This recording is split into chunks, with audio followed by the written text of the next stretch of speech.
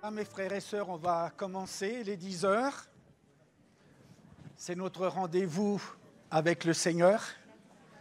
Est-ce qu'il vous est arrivé de manquer des rendez-vous? Oui, certainement tous. J'ai oublié d'aller chez le dentiste. Hein?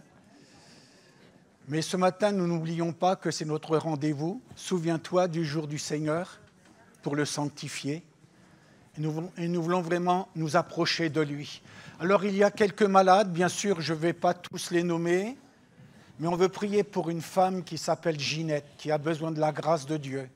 Et puis, il y a notre sœur Claudine de Lille, qui a 90 ans et qui est repartie à l'hôpital de Louviers. Donc, que Dieu la bénisse, que Dieu la fortifie, sans oublier les autres malades. Et nous croyons que Dieu a quelque chose à leur donner ce matin. Oui, je veux serrer dans mon cœur cette parole. Dieu est riche en bonté et en miséricorde pour chacun de nous. Alors on va prier pour ces malades et on va prier aussi pour que Dieu bénisse ce culte. Ce n'est pas un rendez-vous parmi d'autres, mais c'est le rendez-vous de Dieu. J'ai rendez-vous ce matin avec le Seigneur. Est-ce que vous vous souvenez quand vous étiez fiancés?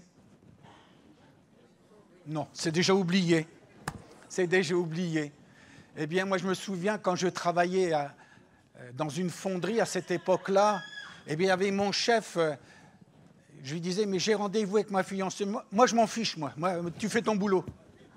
Hein? Mais un rendez-vous, ça ne se manque pas. Et là, c'est le rendez-vous avec le Seigneur Jésus. On va le prier, on va prier ensemble, et puis je vais laisser la place au groupe de louanges. Seigneur, nous voulons t'adorer de tout notre cœur. Seigneur, tu nous as conviés pour que nous devenions meilleurs, non pas pires, mais meilleurs. Seigneur, nous voulons t'apporter Ginette. Seigneur, tu la connais particulièrement et tu vas poser tes mains puissantes sur elle. De même que Claudine, Seigneur, qui te connaît depuis sa jeunesse, tu vas l'assister, l'entourer, la porter. Bénis notre frère Daniel qui est à l'Aigle ce matin, qui apportera cette parole. Seigneur, tu vas l'inspirer et tu vas le conduire. Seigneur, pour nous qui sommes là, tu as quelque chose à me donner et je veux te dire, Seigneur, me voici, Seigneur, pour te louer, me voici pour t'adorer. Merci, Seigneur, pour le Saint-Esprit qui va conduire toutes ces choses. Nous t'en remercions l'avance dans le nom de Jésus. Amen. Alors chantons maintenant de tout notre cœur. Ne voulez pas chanter? Ah, béni soit le Seigneur. Non, on va regarder une vidéo, pardon. Bonjour, je m'appelle Chantal Labelle et je vais vous raconter mon histoire. J'ai grandi dans une famille chrétienne et très tôt, j'ai commencé à chanter. Et j'ai su à l'adolescence que Dieu avait vraiment un appel sur ma vie dans la louange et le chant. Et j'ai grandi et j'ai rencontré mon fiancé. Puis en mars 1996, en plein milieu de la nuit, j'ai reçu un appel. Mon fiancé venait d'avoir un accident de voiture. Cette nuit-là, j'ai perdu l'homme que j'aimais. J'ai aussi perdu mon rêve de jeune fille. Cette nuit-là, ma vie venait de basculer en un instant. Quelques années plus tard, j'ai rencontré mon mari, Gabriel. Je pensais vraiment que Dieu avait restauré tout mon cœur. Et lorsque j'ai rencontré Gabriel, bien, je me suis rendu compte que beaucoup de blessures de mon passé étaient restées. Je vivais dans la peur constante de toujours le perdre. Mon mari et moi, on s'est mariés le 8 septembre de l'année 2001. Une journée extraordinaire. Malheureusement, ce bonheur ne devait pas durer. 2 mois après mon mariage, j'ai été hospitalisée pour des douleurs insupportables à l'abdomen. On a dû m'opérer d'urgence parce que les douleurs étaient trop intenses. Il était clair que ces douleurs-là étaient reliées à l'incident que j'avais vécu quelques années auparavant. Il est certain que pour un jeune couple comme nous, c'est une période très difficile de notre vie. Lorsque je suis sortie de l'hôpital, j'ai sombré dans une grande dépression, suivie pendant 1 an et demi en psychologie, en psychiatrie. La seule chose que je voulais, c'était de mourir. Pendant tout ce temps, je continuais de chanter à l'église parce que ça faisait partie de moi. Devant les gens, j'avais toujours un grand sourire, mais à l'intérieur de moi, tout était mort.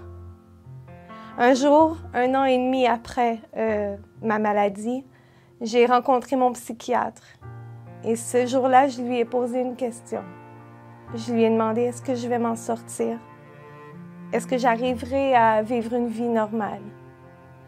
Et le médecin m'a regardé pendant de longues secondes et il m'a dit non.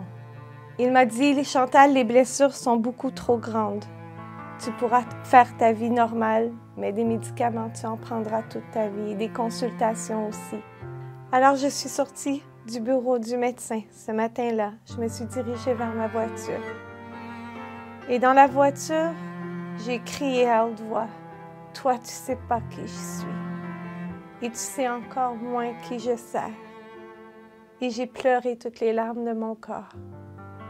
J'ai réalisé que depuis des années, en fait, je jouais une mascarade. J'arrivais à l'église, je chantais, j'avais le grand sourire sur mes lèvres. Mais à l'intérieur de moi, l'appel que Dieu avait déposé sur ma vie, les promesses qu'il avait déposées sur ma vie, j'y croyais plus. La douleur était trop grande. J'encourageais tout le monde, je priais pour les gens, j'avais toujours un grand sourire. Mais c'était un masque, parce qu'à l'intérieur de moi, tout était mort. Je ne suis plus jamais, à partir de ce matin-là, entrée dans un bureau de psychologue, de psychiatre. Dieu m'a délivrée de tous les médicaments que je prenais. Cette journée-là a été un nouveau départ pour moi. J'ai demandé pardon à Dieu et j'ai commencé à vraiment vivre une belle relation avec Dieu. Mon mari a ressenti l'appel au ministère et puis il a commencé à servir Dieu. Nous avons eu 2 magnifiques enfants et j'ai recommencé à chanter et à continuer mon ministère. Et puis, j'ai eu le privilège de faire un 2e album. Et depuis ce temps, je me promène un peu partout avec mes chants, mais aussi avec mon témoignage, avec ce que Dieu a fait dans ma vie. En terminant, je veux vous encourager. Des épreuves, il y en a et il y en aura toujours. Mais dans l'épreuve, on a un choix. Celui de rester par terre ou celui de se relever. L'épreuve nous transforme, l'épreuve nous change. Et tu peux bâtir ta foi et ta confiance en Dieu, sachant qu'il a déjà agi dans le passé et qu'il peut agir encore dans le futur. Et si tu es dans une épreuve en ce moment, je t'encourage de garder ta foi et ta confiance en Jésus. Parce que ce que Dieu a fait dans ma vie, il peut le faire dans ta vie aussi. Et tu verras qu'après cette épreuve-là, tu seras beaucoup plus fort.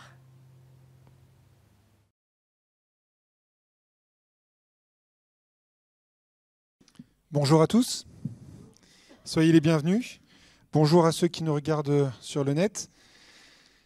Après un message comme ça, on peut se dire c'est déprimant. Et d'un autre côté, quelle grâce, quelle gloire le Seigneur a pu recevoir parce que justement, il est capable de tout.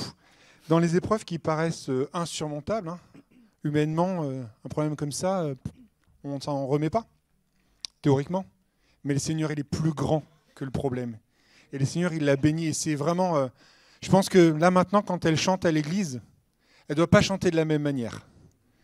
Et je vous invite ce matin vraiment à ce qu'on puisse chanter comme elle chante maintenant. Pas comme elle chantait il y a peut-être 30 ans, 40 ans, mais comme elle chante maintenant. Qu'on puisse chanter de tout notre cœur en se comptant sur notre Seigneur, en sachant qu'il peut faire des choses miraculeuses et formidables dans nos vies. Vous êtes d'accord? Alors chantons de tout notre cœur.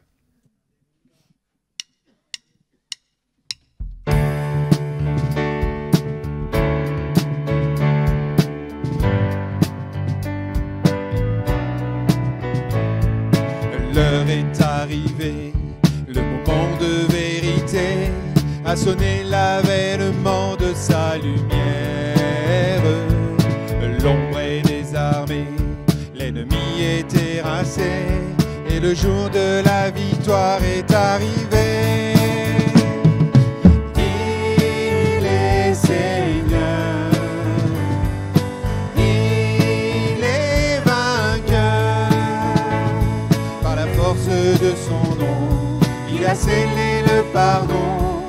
sa vie, de sa paix et d'un testament d'éternité. Revêtu de joie, à l'écoute de sa voix, avançons vers le combat dans sa puissance. Unis par son sang, égorgés par notre chant, nous amènerons les foules à sa louange. Il est Seigneur, il est vainqueur. Par la force du Très-Haut, il est sorti du tombeau et il vit à jamais, couronné de gloire et d'autorité.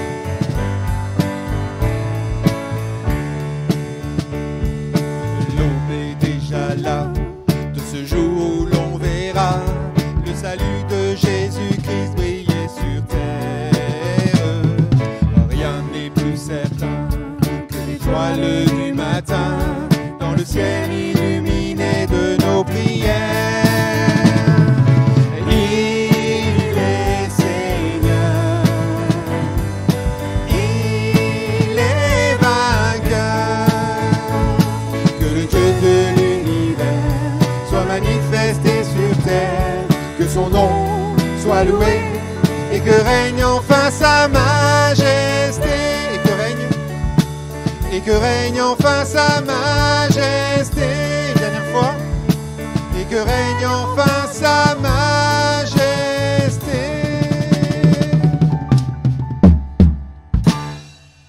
Amen. Le chant suivant nous parle des océans. Vous savez que j'aime beaucoup ce chant.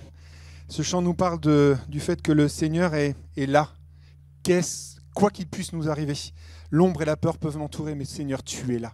Et je veux vraiment qu'on puisse le chanter de tout notre cœur, parce que au-delà de simplement un constat de l'épreuve est là, il y a la délivrance qui est là. Et je veux vraiment que ça puisse vous encourager, ceux qui passent par l'épreuve en ce moment, ça puisse vous encourager à vraiment déclarer le nom du Seigneur ce matin.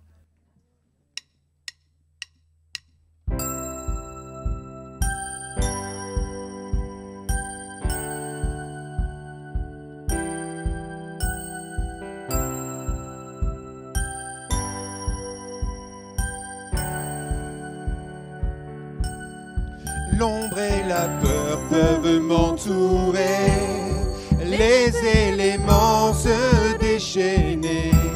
Le Dieu de victoire se bat pour moi, pour me délivrer. Et rien ne saura lui résister, rien ne pourra le faire plier. Le Dieu de victoire a pris la croix et l'a terrassé. Le Dieu de victoire est à mes côtés, sa main me soutient au cœur du danger. Je vivrai pour lui, marchant par la foi. Le Dieu de victoire habite en moi.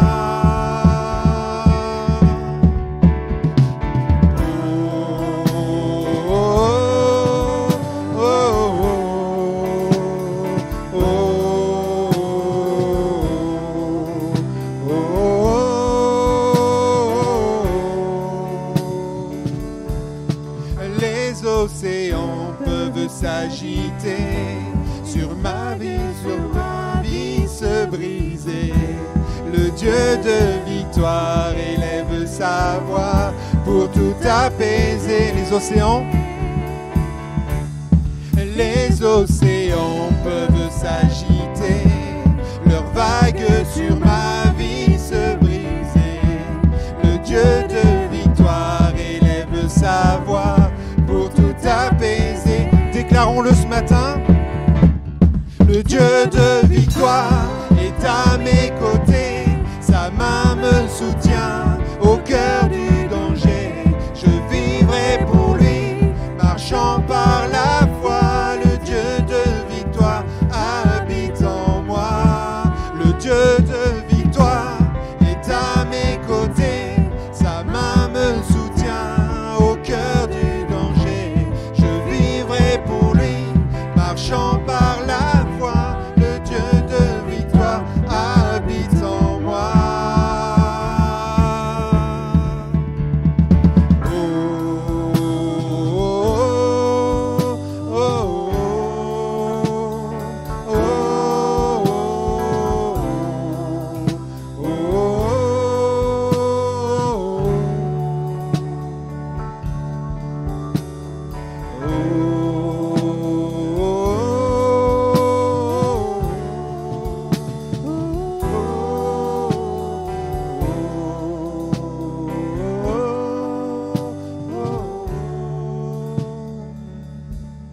Seigneur, ce matin, je veux te louer, je veux t'adorer, Seigneur, parce que oui, tu es là, Seigneur, en tout temps, en toutes circonstances.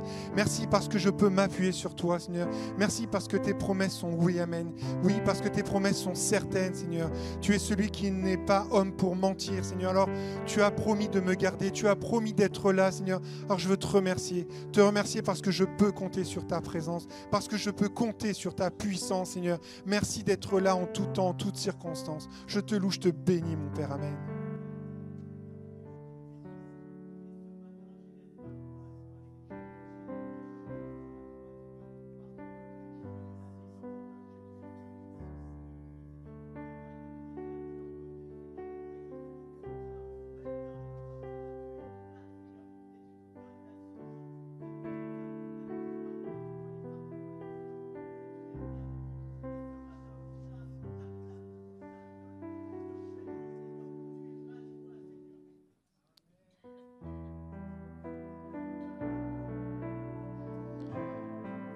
De notre venue ce matin, c'est de glorifier notre Dieu. Continuons par ce chant qui nous dit « Glorifions son nom ensemble ». En tout temps je le bénirai, mes lèvres le loueront, mon âme te glorifiera en Dieu. Les affligés l'entendront, bondiront de joie, d'un même cœur célébrons le Seigneur. Oh, glorifions son nom ensemble à jamais. Quand j'ai crié vers lui, il a chassé toutes mes frayeurs.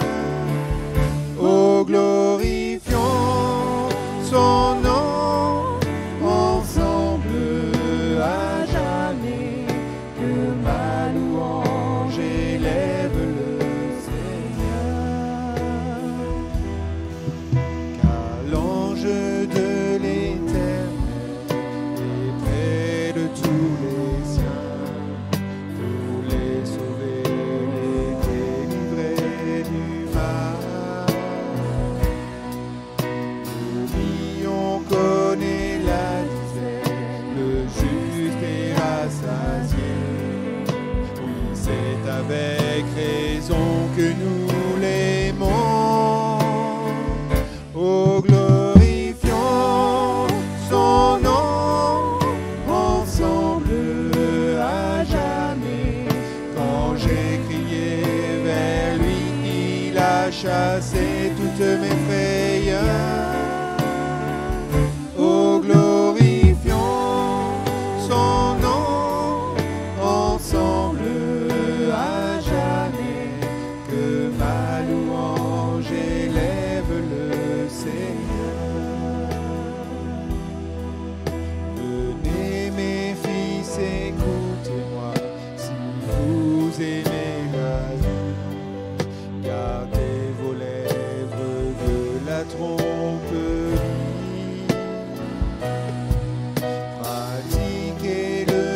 Chaque jour et poursuivez la paix, et le Seigneur écoutera vos cris.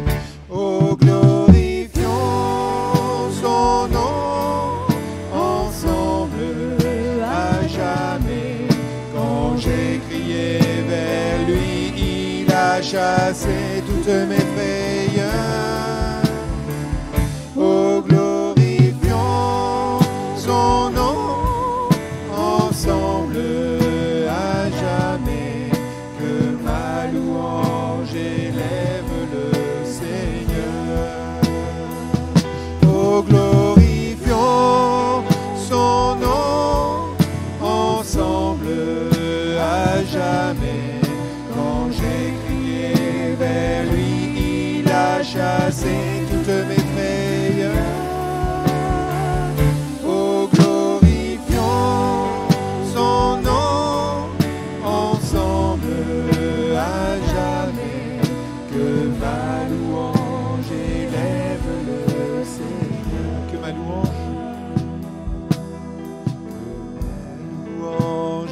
lève le Seigneur.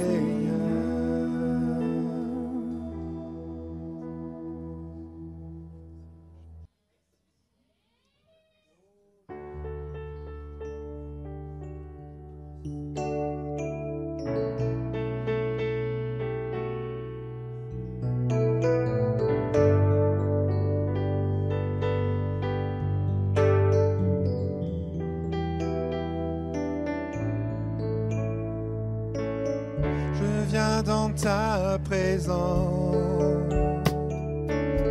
Seigneur de l'univers, rien n'a plus d'important, rien n'a plus de valeur. Je viens chercher ton cœur, trouver ta volonté,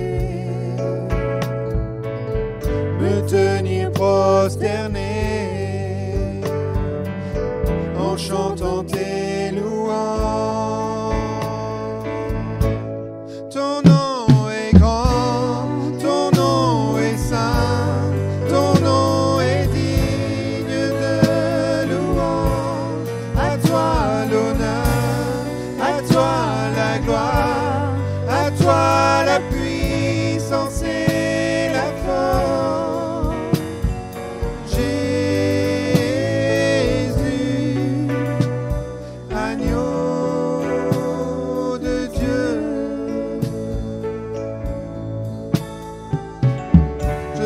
Dans ta présence, déposer mes fardeaux,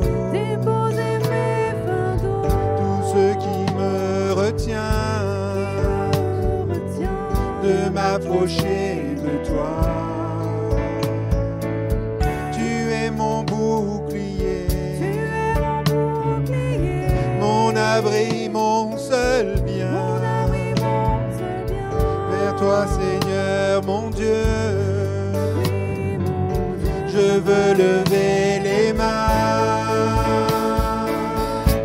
Ton nom est grand, ton nom est saint, ton nom est digne de louange. À toi l'honneur, à toi la gloire, à toi la puissance et la force.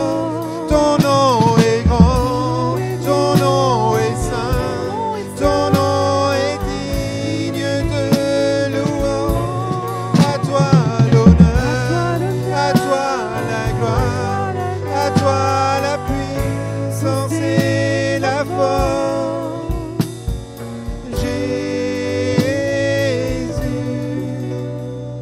agneau de Dieu.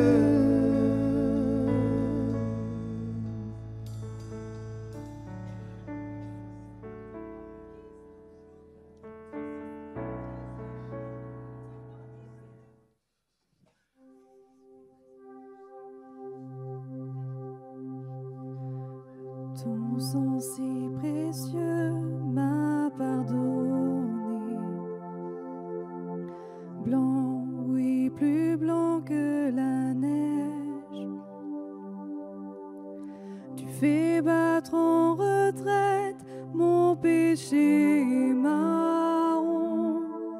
Et par cette alliance, tu me restaures. Ton sang précieux. Ton sang si précieux m'a pardonné. Blanc, oui, plus blanc que la neige. Tu fais battre en retraite mon péché et ma honte. Et par cette alliance, tu me restaures. Donc je me lève pour t'adorer. Ma vie est épargnée par ta bonté. C'est ton saint nom qui m'a franchi. Grâce à toi, Jésus, mon cœur est pur.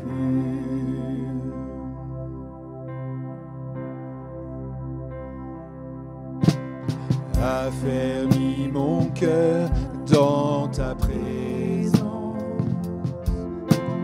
Rends-moi la joie de ton salut. Attire-moi près de toi et sanctifie ma vie. Ton esprit fait toutes choses nouvelles. Donc je me lève pour t'adorer. Ma vie épargnée par ta bonté. C'est ton saint nom qui m'a franchi. Grâce à toi, Jésus, mon cœur est pur. Donc je me lève pour t'adorer. Ma vie épargnée par ta bonté. C'est ton saint nom qui m'a franchi. Grâce à toi, Jésus, mon cœur est pur. Grâce à toi, Jésus, mon cœur est pur. Grâce à toi, Jésus, mon cœur est pur.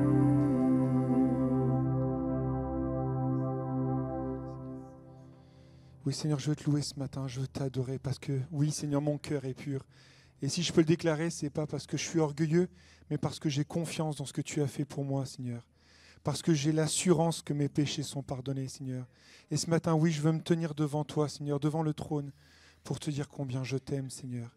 Merci parce que tu es un Dieu bon et bénissant, un Dieu bienveillant, un Dieu toujours à mes côtés, Seigneur. Et c'est la raison de ma joie en toi. C'est la raison pour laquelle, Seigneur, je veux te louer, je veux t'adorer. Alors, Seigneur, sois loué, sois béni pour ces instants. Sois loué, sois béni pour ces merveilleux moments que nous pouvons passer sous ton regard, sous ta présence, Seigneur, parce que tu es là. Je te loue et je te bénis, je te remercie, mon Seigneur.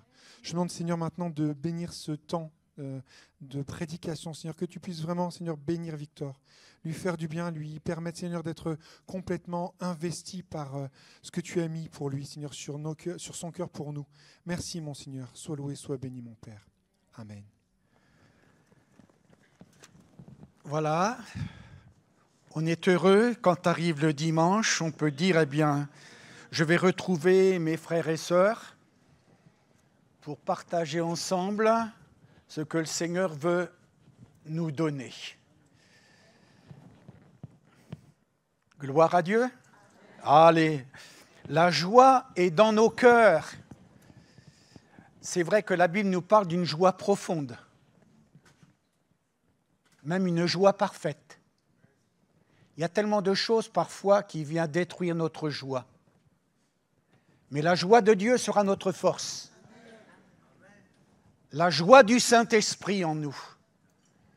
Oui, mon frère, ma sœur, tu appartiens à Dieu. Il y a ce texte de la Bible qui nous dit que le Seigneur connaît ceux qui lui appartiennent. Alors laissez-moi vous dire, le Seigneur sait si vous lui appartenez. Ou peut-être, comme le témoignage que nous avons entendu, l'apparence. Seigneur, délivre-moi de l'apparence. Dieu le dira à Samuel. Dieu ne regarde pas l'apparence, à ce qui frappe les yeux. Dieu regarde à notre cœur. Et c'est pourquoi il nous le dit, donne-moi ton cœur. Donne-moi ton cœur. Un cœur qui a été transformé par Jésus, un cœur nouveau. Je vous donnerai un cœur nouveau et un esprit nouveau. Alors j'ai donné un titre à notre méditation ce matin, le service de Dieu. Le service de Dieu. C'est vrai qu'on ne peut pas tous être prédicateurs, à moins que Dieu appelle que des prédicateurs. Mais Dieu a besoin d'hommes et de femmes pour son service. Alors on va lire ce texte de la Bible que nous trouvons dans l'épître de Paul, à la première épître de Paul aux Thessaloniciens, au chapitre 1er et au verset 9. 1 Thessaloniciens, voilà. Car on raconte à notre sujet quel accès nous avons eu auprès de vous et comment vous vous êtes convertis à Dieu en abandonnant les idoles pour servir le Dieu vivant et vrai. On va arrêter là notre lecture. Vous vous êtes convertis à Dieu. Est-ce que vous vous souvenez du jour de votre conversion? Le jour où vous avez dit « Je m'engage avec le Seigneur ». Moi, je me souviens encore, descendant dans les eaux du baptême, j'avais 15 ans. Et en sortant du baptistère, je pleurais. Je pleurais sur mon péché. Mais Christ l'a pardonné. Mais je me souviens de ce jour où je me suis engagé avec Dieu. Est-ce que tu t'es engagé un jour avec Dieu? Pourquoi tardes-tu? Pourquoi ne viens-tu pas au Seigneur? Il a un plan merveilleux, il a des projets de paix et d'espérance pour toi. Dieu, il a quelque chose de bon à me donner. Nous sommes au service de Dieu. Je voudrais aborder ce service ce matin parce qu'en réalité, on est serviteur et servante de Dieu. Est-ce que tu es un serviteur de Dieu et est-ce que tu es une servante de Dieu au service du Seigneur? Donc en réalité, je sers Dieu en tant qu'homme. Si vous êtes une femme, en tant que femme, vous servez le Seigneur. Jésus a dit, priez le Maître afin qu'il envoie des ouvriers dans sa moisson. Il y a un manque d'ouvriers aujourd'hui. Dieu cherche des hommes et des femmes qui vont dire à Jésus, qu'est-ce qu'on va dire à Jésus? Me voici. Est-ce que tu as dit à Dieu, me voici pour te servir. Nous voici, Seigneur, pour accomplir ta volonté. Dieu cherche des hommes et des femmes qui désirent le servir. Je ne sais pas à qui vous voulez ressembler dans la Bible. Il y a des hommes que nous connaissons bien, Moïse, Joseph, Siméon, celui qui était là présent lorsque Jésus a été présenté dans le temple. Et Siméon va dire maintenant, Seigneur, tu laisses ton serviteur. Siméon se considérait comme serviteur. C'est important cela. Et même le jeune Samuel, qui n'avait qu'une dizaine d'années, peut-être même pas, il pourra dire, parle Seigneur, ton serviteur écoute. Mais voyez-vous, je voudrais en arriver là, serviteur et servante, mais je peux être serviteur et servante dans l'ombre. Et ce matin, je voudrais voir avec vous plusieurs exemples dans la Bible qui nous montrent qu'il y a de nombreux serviteurs et servantes qui sont dans l'ombre. On ne connaît même pas leur nom, mais ils ont été utiles, indispensables. Que de travail qui est fait dans l'ombre. Je me souviens quand je débutais dans la prédication, tout jeune pasteur, il y avait aussi quelqu'un qui voulait être pasteur. Mais lui, il s'était fixé cela. Moi, je n'ai pas besoin de Dieu, mais je veux être pasteur. Alors une fois, le pasteur qui m'avait demandé de faire la réunion, et puis dans l'entrefait, ça a changé, parce que le pasteur a mis celui qui voulait être pasteur. Mais ensuite, après, il a été éclairé. Hein. Et moi, je connaissais sa vie, je me suis dit, mon petit gars, toi, tu veux parler parce que tu veux une place. Tu veux une place. Je veux occuper une place que si le Seigneur me la donne, et non pas moi, je veux prendre une place même si Dieu ne me la donne pas. Je veux être là où le Seigneur veut que je sois afin d'être pleinement à la gloire de son nom. Alors que de serviteurs et de servantes qui ont été dans l'ombre. Et voyez-vous, si je prends l'image de l'Église,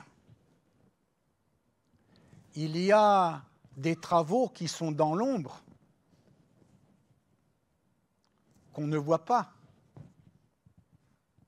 mais qui sont utiles.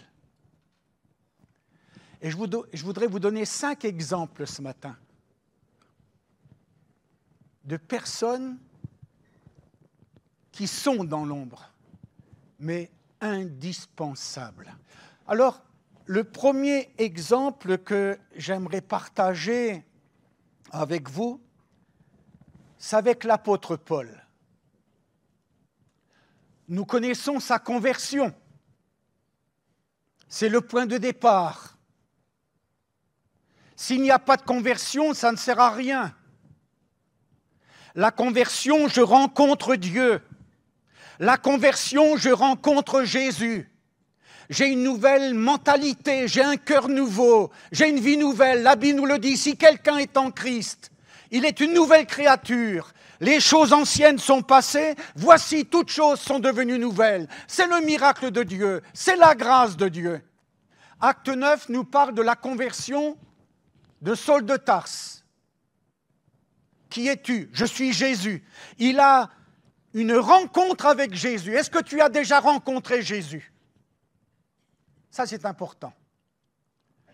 Et puis, Dieu va se servir d'Ananias, qui va être envoyé près de Saul de Tarse, qui deviendra Paul. Paul sera baptisé d'eau, baptisé du Saint-Esprit. Et tout cela se passe à Damas. Mais voilà que les Juifs jaloux, que vont-ils faire? Alors, cela va s'afficher. Je vais demander dans Acte 9, 23, Acte 9, 23, au bout d'un certain temps, les Juifs se concertèrent pour le tuer, donc tuer l'apôtre Paul. On continue. Et leur complot parvint à la connaissance de Saul, donc de Paul.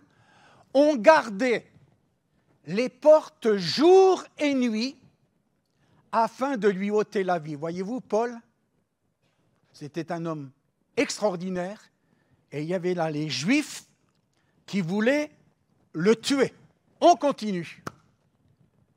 Mais pendant une nuit, les disciples le prirent et le descendirent par la muraille dans une corbeille. J'arrêterai là. On n'a pas le nom des disciples qui l'ont descendu de la muraille dans une corbeille. Parce que ces gens, nuit et jour, ils veillaient aux portes de la ville pour tuer l'apôtre Paul. Mais nous savons que Dieu veille sur ses enfants. Dieu les garde. Un ange de l'Éternel, psaume 34, un ange de l'Éternel campe autour de ceux qui le craignent et il les arrache du danger. Alors je me suis posé la question, ces disciples, nous n'avons pas leur nom. Combien étaient-ils? Dites-moi mes frères et sœurs. Pour descendre Paul dans une corbeille de la muraille, à quelle hauteur se trouvait-il? Vous savez, les murailles, c'est souvent haut. Alors là, mon frère, ma sœur, je voudrais t'interpeller. Il fallait des bras. Non? Comme disait mon père, il ne fallait pas des mauviettes. Il ne fallait pas des grands-pères et des grands-mères. Malgré que, tout de suite je rectifie, parce que vous allez me dire, alors quand on est grand-père et grand-mère, on n'a pas des bons bras. Mais descendre l'apôtre Paul, admettons que Paul fasse comme moi, tiens, 80 kilos, comme ça vous saurez tout. Descendre d'en haut d'une muraille dans une corbeille, il faut être costaud. Et vous savez, dans l'église de Jésus-Christ aujourd'hui, on a besoin de bras. Parfois on se défile, non, oh non, c'est toujours les mêmes. Ben oui, forcément, c'est toujours les mêmes parce qu'il n'y en a pas d'autres. Et là, mon frère, ma sœur, il fallait sauver Paul de la mort. Il fallait sauver Paul de la mort. Toutes les portes étaient surveillées. Alors ils l'ont descendu par la muraille. C'est quelques disciples qui ont pris l'initiative. Mais ces disciples, ils sont indispensables. Et mon frère, nous sommes indispensables dans l'œuvre de Dieu. Nous voulons travailler de mieux en mieux. Béni soit le Seigneur. Il fallait des bras, mais des bras qui étaient sûrs. Et là, j'en arrive, mon frère, ma sœur. Il fallait tenir la corde. Il ne fallait pas la lâcher. Est-ce que tu tiens la corde? Mais tout de suite, j'ajouterai un mot, c'était le sujet de dimanche dernier, vous vous souvenez? La prière. Est-ce que tu tiens la corde de la prière?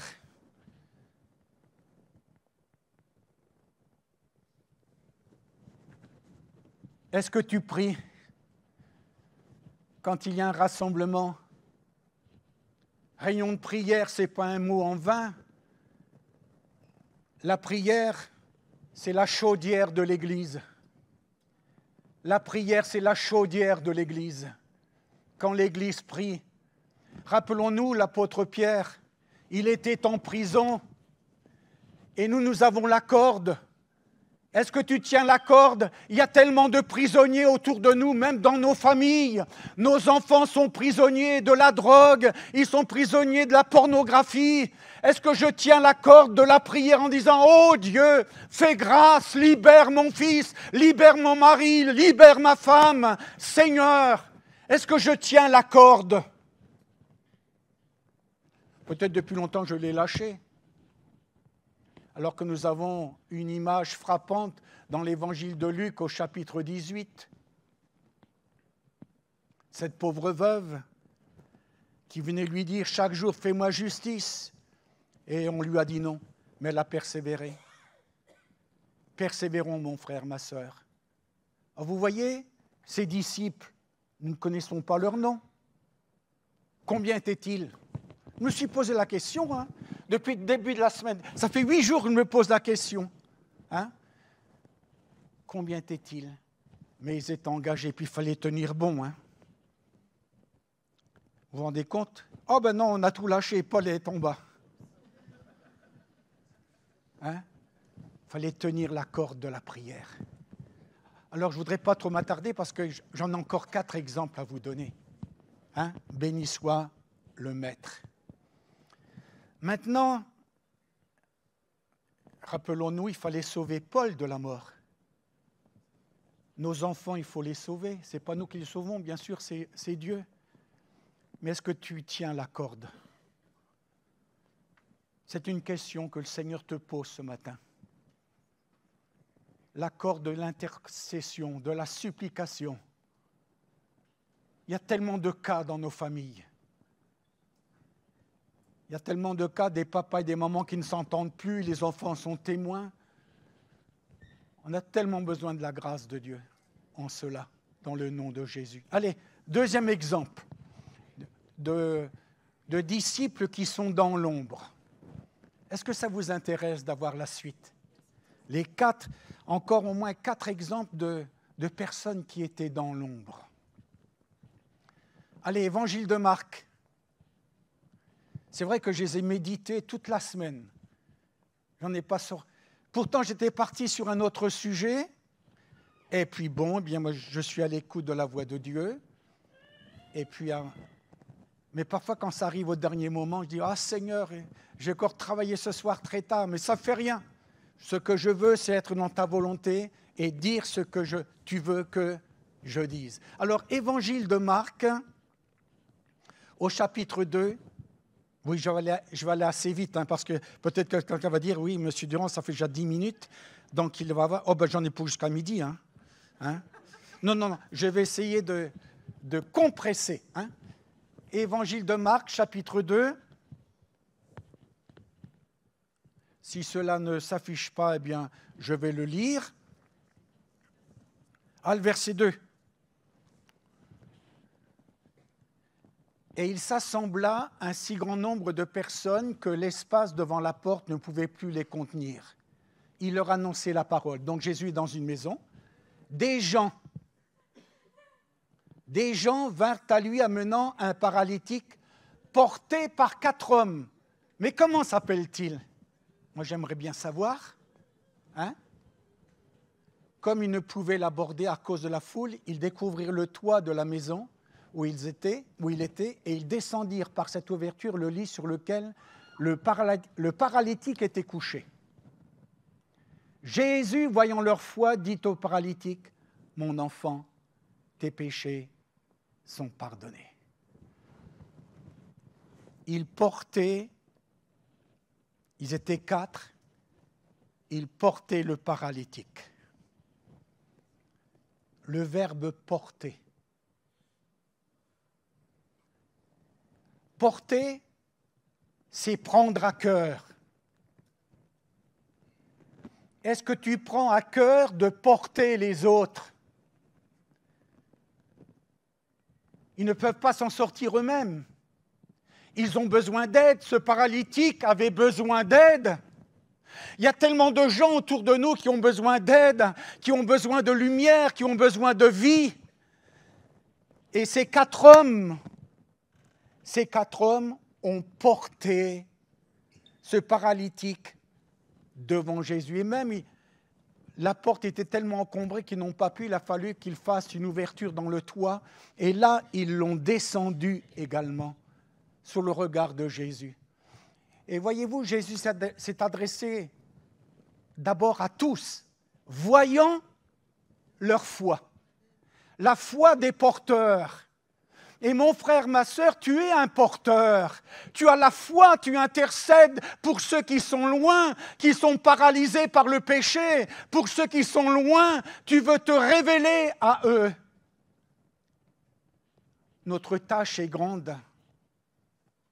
Il nous faut être à notre poste de la prière, tenir la corde.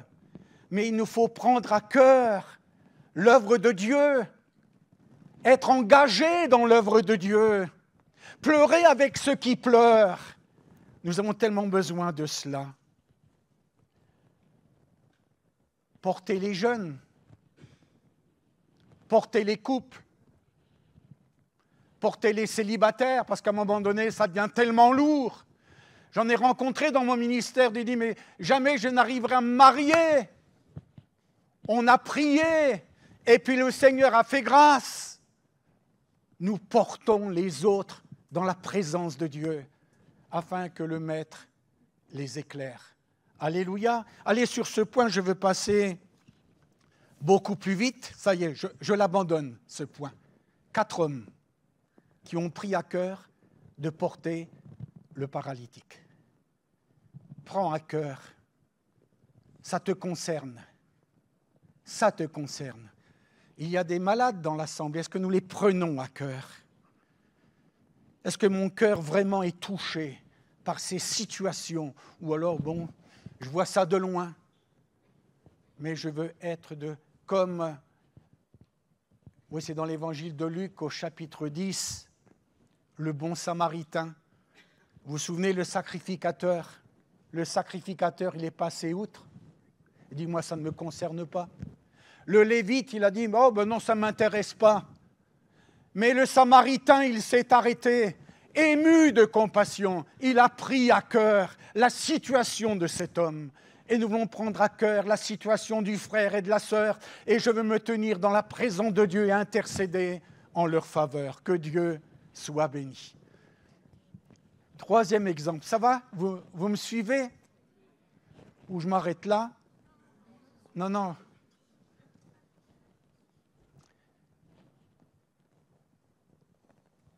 Est-ce qu'il vous est arrivé d'aller à une noce? Mais oui. Je réponds pour vous. Allez, les noces de Cana. Évangile de Jean. Je donne la référence pour que nous puissions méditer et puis lire ensemble.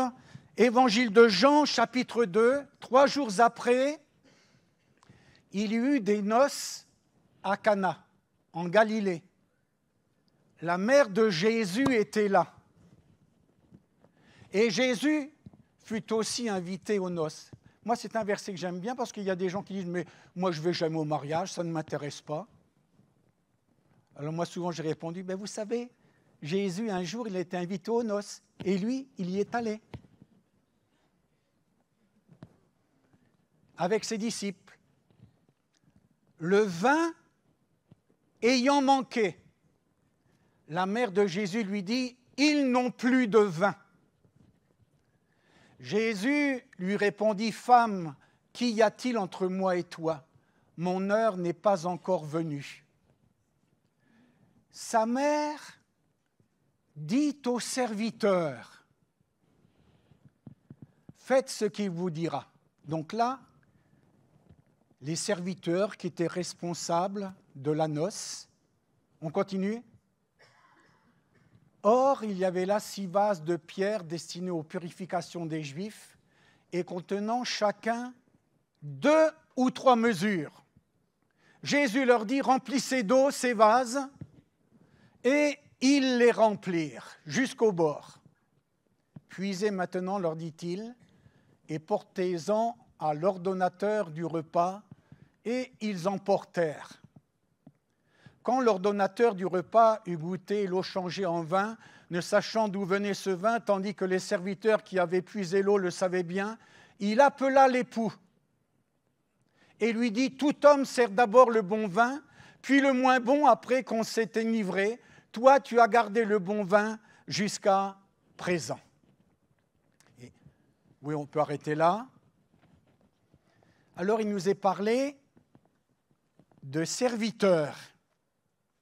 Je l'ai souligné, Jésus est invité aux noces avec ses apôtres.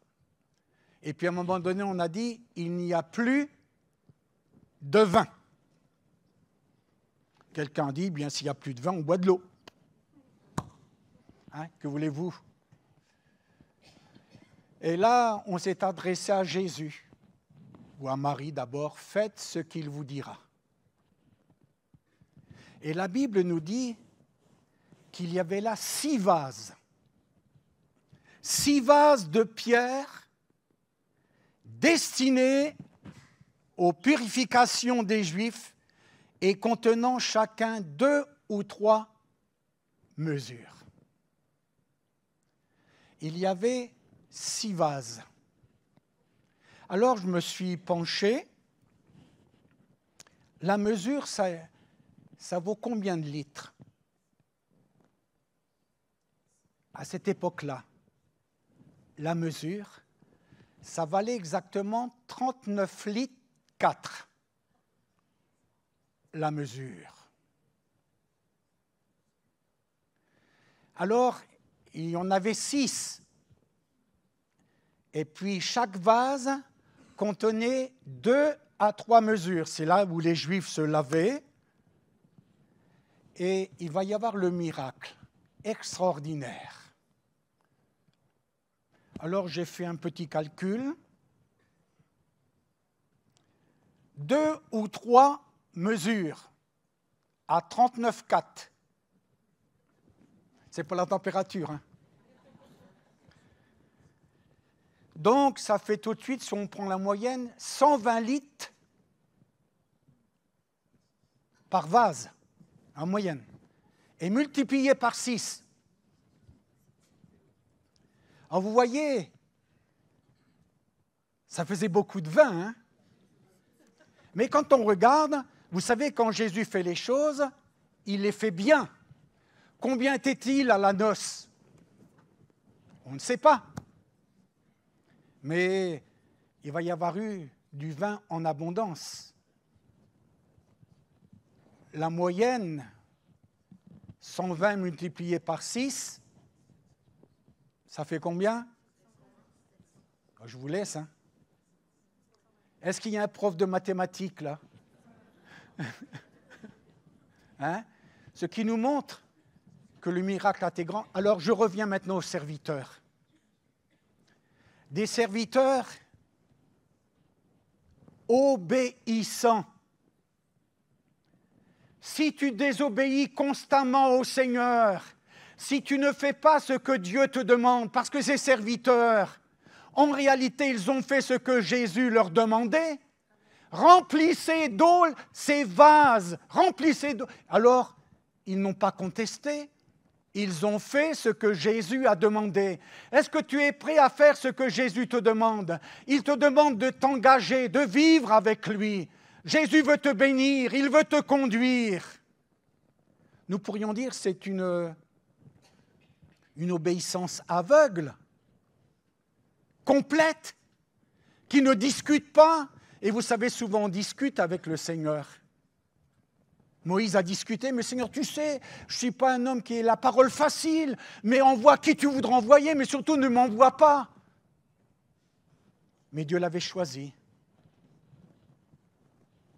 Des serviteurs obéissants, tout simplement, qui dépendent du Seigneur. Comme Gédéon, vous vous souvenez de Gédéon?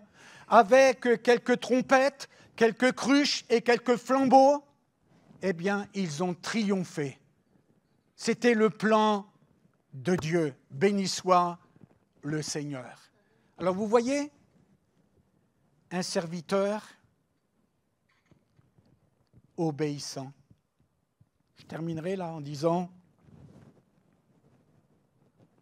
Jésus va dire à cet homme, va et lave-toi. Jésus a fait de la boue avec sa salive, il a mis sur les yeux de l'aveugle, va et lave-toi au réservoir de Siloé. Il y alla et il fut guéri. Quand on fait ce que Jésus nous demande, eh bien, il nous bénit, il nous exauce, même si c'est dur, même s'il y a l'épreuve, mais Seigneur, je veux t'obéir jusqu'au bout, que Dieu soit béni. Allez, un autre point, je le livre comme ça, vous pourrez méditer chez vous, même en reprenant et en disant, Monsieur Durand, vous avez oublié de dire cela, eh bien je l'accepterai de tout mon cœur, que Dieu soit loué. Alors, on ne va pas lire le texte, mais vous connaissez bien cette histoire. Au temps de Naaman, de Madame Naaman. Naaman, c'était le général syrien. Et vous savez qu'il y avait une petite fille. La Bible nous dit une petite fille. On ne sait rien d'autre sur elle. Mais ce que la Bible nous dit, c'est quelque chose d'extraordinaire. Je dirais que cette petite fille, elle rend témoignage. Et pourtant, d'où venait-elle? Elle avait été enlevée de chez ses parents. Elle avait été kidnappée. La Syrie avait fait une invasion en Israël, et puis ils avaient pris des enfants, et elle avait été embarquée. Donc, une petite fille qui n'a plus de contact avec ses parents. Ça doit être terrible. Mais cette petite fille, elle connaissait Élisée, le prophète. Élisée, le prophète. Et elle va dire à sa patronne, « Oh, si mon maître était auprès du prophète Élisée, Oh, ben alors c'est bien, c'est formidable ça. Qui est à Samarie, le prophète le guérirait de sa lèpre. Naaman l'a dit à son maître, la jeune fille du pays d'Israël a parlé de telle et telle manière. Il est vrai que le chrétien est celui qui parle d'une certaine manière. Il y a quelque chose de plus chez le chrétien. Il y a la vie de Dieu. Il y a Jésus qui habite en nous. Et cette petite fille, elle a rendu témoignage. Et là, je trouve qu'on ne connaît pas son nom, mais elle est pleine d'amour. Elle aime même celui qui l'a kidnappé, même son ennemi. Est-ce que tu aimes ton ennemi? Oh ben non, s'il pouvait lui arriver des malheurs, ça m'arrangerait. Mais cette petite fille, elle a prié. Oui, nous sommes amenés à prier les uns pour les autres, de tout notre cœur. Elle me donne une sérieuse leçon, cette petite fille. Elle était en paix, il y avait de l'amour, il y avait de la vérité dans son cœur. Alors, béni soit le nom de Jésus. Vous voyez, elle avait tout pour se taire, mais elle parle. Elle parle d'Élisée. Pour nous, nous parlons de Jésus. Béni soit le Seigneur. Et là, j'en arrive, vous êtes contents? Au dernier point. Ah, celui-là, vous le connaissez bien. On va lire ensemble dans Jean au chapitre 6, Jean chapitre 6, verset 9. On prend juste l'extrait. Il y a ici un jeune garçon qui a 5 pains d'orge et 2 poissons. Mais qu'est-ce que cela pour tant de gens? On continue. Jésus dit, faites-les asseoir. Il y avait dans ce lieu beaucoup d'herbes. Ils s'assirent donc au nombre d'environ 5000 hommes. Jésus prit les pains, rendit grâce et les distribua à ceux qui étaient assis. Et il leur donna de même des poissons autant qu'ils en voulurent. Amen. Alors je me suis mis à la place de ce jeune garçon. Il avait apporté cela pour manger pour lui. C'était pour lui. Mais ce qui était pour lui, il l'a donné à Jésus. Il l'a donné à Jésus. Et nous savons que Jésus va multiplier. Et avec ces quelques poissons et ces quelques pains, Jésus va nourrir 5000 hommes sans compter les femmes et les enfants. C'était un jeune garçon. Mais ce qu'il avait de précieux chez lui, il l'a donné à Jésus. En réalité, je ferai entrer le mot sacrifice. C'est vrai que dans la vie chrétienne, parfois, il y a des sacrifices à faire. Oh, peut-être que nous n'aimons pas le mot sacrifice. Quand je vois cette pauvre veuve qui a mis un sou dans le tronc, et Jésus va dire, il va faire venir ses apôtres, elle a mis de son nécessaire. Tandis que les autres, ils ont mis leur superflu. Je ne donne pas au Seigneur du superflu, ce qui reste, mais je lui donne mon cœur, je lui donne ma vie, je donne tout à Jésus. Mon frère, ma sœur, est-ce que tu as tout donné à Jésus ou alors il y a encore des résistances? Souvent je dis, Seigneur, brise des résistances. S'il y en a encore en moi, Seigneur, eh bien que tu les brises pour que je t'appartienne entièrement. Alors vous voyez, on ne connaît pas le nom de ce jeune homme, mais en réalité, ce qu'il a donné lui, Jésus a nourri 5000 hommes, sans compter les femmes et les enfants. Alors vous voyez, mon frère, ma sœur, parfois nous pouvons travailler dans l'ombre. Et il est vrai que souvent, avec mon épouse, nous avons fait des choses dans l'ombre et on ne voulait pas que quelqu'un le sache. C'est vrai quand il y a des besoins. Hein? Eh bien, le Seigneur nous aide à y pourvoir d'une façon extraordinaire. Alors, mon frère, ma sœur, tout simplement, je voulais partager avec vous le service. Même si c'est un service de second plan, le Seigneur me voit et c'est le plus important. Alors, j'aimerais conclure, mon frère, ma sœur. Je ne répéterai pas les différents points, mais vous vous êtes convertis à Dieu en abandonnant les idoles pour servir le Dieu vivant et vrai. Et je veux dire, je reprends cette parole, me voici, Seigneur. Me voici. Souvent, on veut connaître avant de dire me voici. Mais le Seigneur me demande, dis d'abord me voici, et ensuite je te dirai ce que tu as à faire. Mais nous, c'est le contraire. Seigneur, tu me dis d'abord, et puis si ça ne me convient pas, je ne dirai pas me voici. Mais d'abord, je dis me voici, Seigneur, et le Seigneur conduira toutes choses. Voilà. Je m'arrête. Vous voulez bien, on prie ensemble le Seigneur et que nous puissions réaliser ces différents points. Seigneur, je te bénis, je te loue et je t'adore parce que tu as fait de nous des enfants de lumière. Nous sommes à ton service, Seigneur.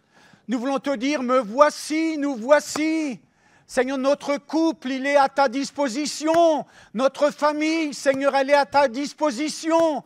Nous voulons vraiment marcher dans tes voies. Nous voulons être des modèles du troupeau. Nous voulons agir dans la volonté de Dieu. Merci, Seigneur, pour ces exemples que tu nous as donnés. Merci, Seigneur, parce que nous croyons. Tu veux nous rendre obéissants. Seigneur, tu veux également que nous prenions à cœur la prière, Seigneur. Et tu veux vraiment un service, Seigneur, un service qui glorifie et qui honorera ton nom. Merci, Seigneur, pour ces bons moments que tu nous as donnés ce matin, dans le nom de Jésus. Amen. Amen. On va prendre un dernier chant qui s'appelle « Que toute la terre se lève en son honneur ».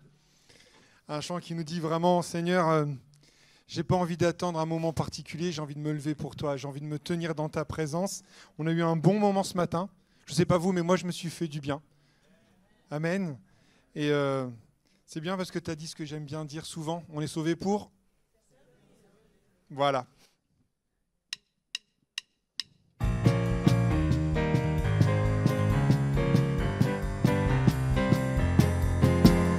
Que toute la terre se lève en son honneur. Jésus est le sauveur, il est le grand vainqueur, il est maître et seigneur. Sois dans l'allégresse, la victoire est à toi. Si tu sais le louer, si tu sais l'adorer, tu n'as rien à redouter. Sois dans l'allégresse, la victoire est à toi. Si tu sais le louer, si tu sais l'adorer, tu n'as rien à redouter. Que toute la terre se lève en son honneur. Jésus est le sauveur, il est le grand vainqueur, il est maître et seigneur. Sois dans l'allégresse, la victoire est à toi. Si tu sais le louer, si tu sais l'adorer, tu n'as rien à redouter. Sois dans l'allégresse, la victoire est à toi. Si tu sais le louer, si tu sais l'adorer, tu n'as rien à redouter. Les annonces sont un petit peu longues, donc je vais m'asseoir, si vous me permettez.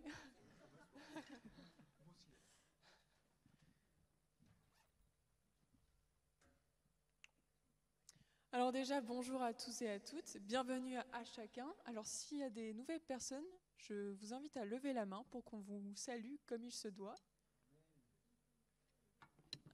Ah, bienvenue. Vous venez de quelle église ? Où vous êtes ici ? Parfait, bienvenue alors, bienvenue parmi nous. J'ai vu une main aussi là-bas. Bienvenue. Vous êtes nouvelle ou vous venez d'une église en particulier? D'accord, bienvenue à vous.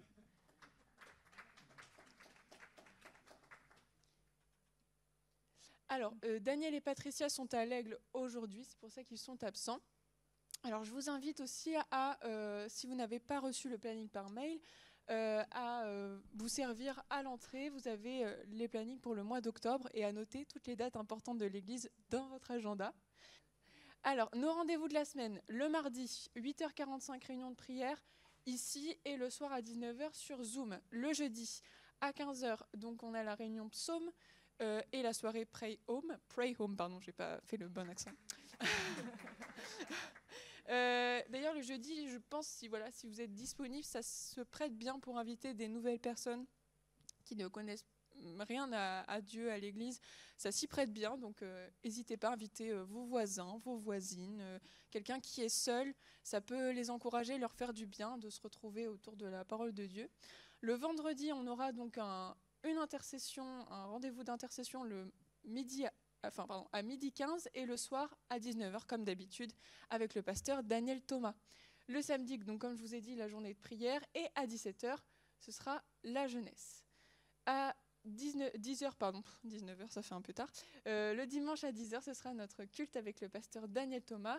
Il y aura les troncs pour l'aide alimentaire, il y aura Gib et Victor sera sur Louviers. Et soyez bénis.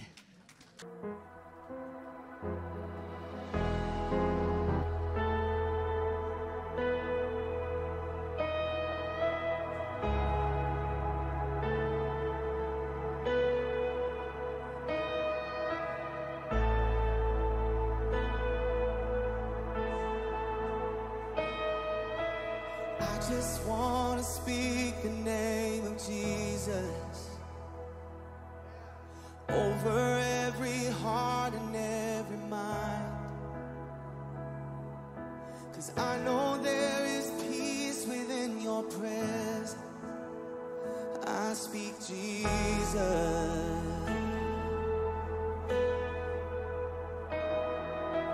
I just want to speak the name of Jesus till every dark addiction starts to break, declaring there is hope and there is freedom. I speak Jesus. Your